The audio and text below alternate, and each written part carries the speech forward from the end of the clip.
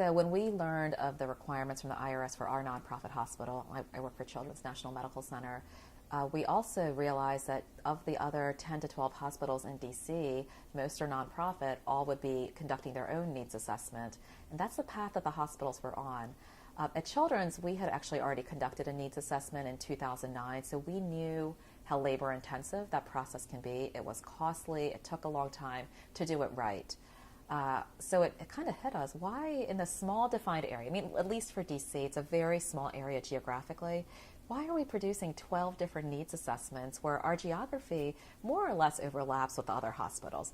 Yes, we all have little separate niches. Some folks work a little bit more on the Maryland side, some have a little bit more DC. We serve different populations. We're a pediatric hospital, so we care mostly about our kids. We've got facilities that serve the elderly population. But in general, it's still the same geographically defined area. So we approached all the other hospitals, and that's how the collaborative actually formed. And that was the hook initially. The initial hook was, we know what it takes to conduct a needs assessment. We've been through the CHIP process. We think it would be most effective, cost-effective, and just effective in general if we all worked together to combine resources. So right now, the collaborative is actually funding the portal as well. So once we form the collaborative, each member hospital and FQHC pays a small amount of money into the collaborative, and part of those funds help us sustain our DC Health Matters portal. So we've been really fortunate that we brought a lot of people together that normally don't come together to support this effort. Right now we have about 5 hospitals in the District of Columbia and 3 federally qualified health centers. And normally in DC, it's a very competitive environment where hospitals are doing their own thing, the clinics are doing their own thing. A lot of it's about patient care, and this is the first time that I know of that people are coming together to work on community health. We have showcased the site to a couple of folks just so they know what it looks like. Lots of excitement, because now we have a place where we can track our efforts. So all of this work that we're doing, what does it really amount to? Are we actually moving the needle on health, or is this work really in vain? And we all believe, because we're all public health folks, that our work does matter, but we need to measure it, and that's what the site enables us to do. So back in 2011, we applied for an NIH grant.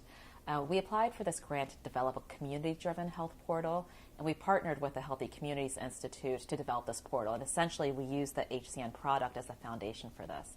When we wrote that grant, we had to be really clear as to who our audience was. It's a simple question, but it was not easy to answer. So we started thinking, gosh, is it for the research types? Is it for the community benefit folks at the hospital? What we all ultimately decided is it's for community-based organizations. So it's community organizations in DC that don't necessarily have the training or background to work with the type of data that the HCN product actually has. So our audience are community-based organizations. I wouldn't say lay folks, but people that are not necessarily in tune to working with the different data sources that are out there. It's a great site to apply for grant funding. So what we heard from our community-based organizations is when they apply for funding sources or want to get just programs up and running, they don't have a valid source of data to go to. They don't know what's out there. They don't know what's valid and what's not. They don't know how to interpret the data. So they found themselves running around a lot, and a lot of the smaller organizations don't even know who to contact to get that information. What this site does is put it all in one place for them, and it helps them because we're available as a resource. But our ultimate goal is that they don't work in a silo. So our ultimate goal is they say to us, oh, we're interested in furthering this cause or applying for this grant, and we find a mechanism to pull them together with other partners. So we're not all going after these small pots of money, but we can coordinate our efforts and come together around the data to look at evidence-based implementation strategies and apply as a group, as a collaborative, rather than individually. What I always say that gets me really excited about this tool is it goes well beyond the data. There are other sites out there that provide you with data. There's federal sites that provide you with data. What this site does that's different is not only is it about data, but it's all about the related components that impact health.